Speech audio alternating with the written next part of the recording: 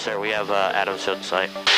Guys, 904 Foxtrot, enter left base, runway 18, contact the tower 118.7, good day.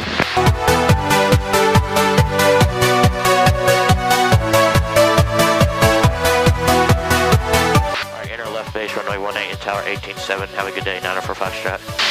Yeah! Adams Tower, good morning. Skog 519 for Foxtrot's on a 12-mile left base, runway 18. 194 Foxtrot, Adams Tower, runway 18, cleared land. Alright, clear to land, runway 18, 904 Foxtrot.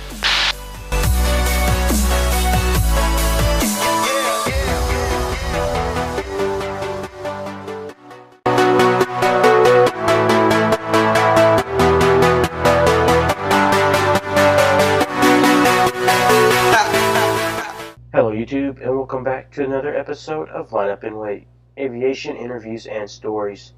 On this episode of Line Up and Wait, we talk with Peyton Ramirez. Peyton is an avid plane spotter from Spokane, Washington. He also knows about Boeing's XXX program. Green Brothers Flying is still selling t-shirts. They are $20. See our social media for details. Before we talk to today's guest, let's give out some social media shout-outs. If you want to see behind the scenes of Green Brothers Flying, head over to our Facebook page, Green Brothers Flying, our Instagram at Green Brothers Flying, our Twitter at Flying_Green, and join our official Discord.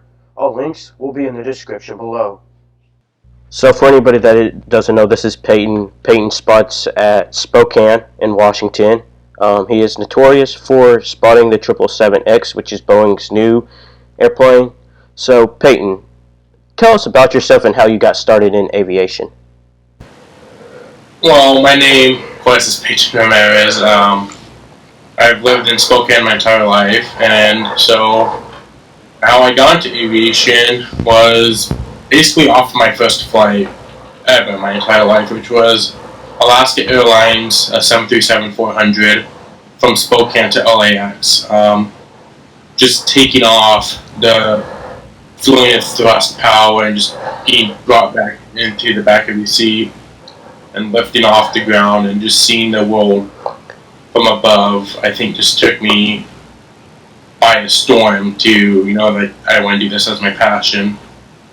And so after that, it kind of just got based off of that. Just started, looking up types of airplanes, looking at the history of, flight, from the Wright brothers all the way up to whatever the current year was, and just all that. And that's basically how I got started into aviation, and just love it. Alright, so what are your opinions about the 777X? Like, what do you mean my opinions? Like, do you think it's going to be a good airplane? Going on top of that question, do you think Airbus has or will have a competitor to Boeing's 777X? Yeah, so I think, starting off with like the 777X in general, I think it will be successful. Like right now, it's on the iffy side of being successful. Was there, I think 6, 7, 8 maybe airlines that ordered it. I think there's over 200 orders. A lot of those are coming from Emirates, but I think it's going to be successful. Just because it works almost parallel with the 787-10. So I think once airlines like United or Singapore Airlines, you have that 787-10, but other 787s are going to see the 777 as a parallel aircraft that's a little bit bigger and can fit more passengers. But I think that would be successful. Going to the Airbus competitive side, the only aircraft that Airbus would have that competes with the 777X is the A350-1000. The A350-900 is basically to compete with the 787, but the thing is that Boeing has 2 aircrafts that can compete against one, and that's what Boeing has, is the 787 and 777X compete against that A350.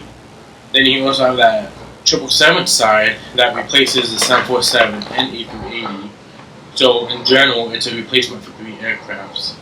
It will hold will do the same exact stuff that A350 does. replaced the A380 and the 747, which is 3 aircrafts over the A350, and then you also have the 787, which makes it, a parallel aircraft again. But with both compete against the A350. Right. So why does Boeing send you guys test flights? I'm not 100% sure. I think it's just because we're going off of what I know. We've been getting test flights for the longest time. Test flights have come through are the Dreamlifter. That one I know has come through when it was, getting built, modified into the Dreamlifter. I know that we have got the 787 test flights after the initial test flights back in 2008. I know we got the 8, 9, and 10 that came in. So I think Spokane is just a good airport to test through. We don't have a whole bunch of traffic that causes, backups in the pattern work or anything. We also have the capabilities. We have a 11,000 foot runway that they can use to do heavy testing, to do go arounds, to have everything up to a 747 come in. For the 737 MAX, that's a little bit different because we get quite a few of those. Those actually come here to get painted, so that's another reason why they could send a 777 or a 787 to us is just a test flight since they use the facility already. Interesting. And based off what what does a typical 777X test flight look like from your airport's perspective?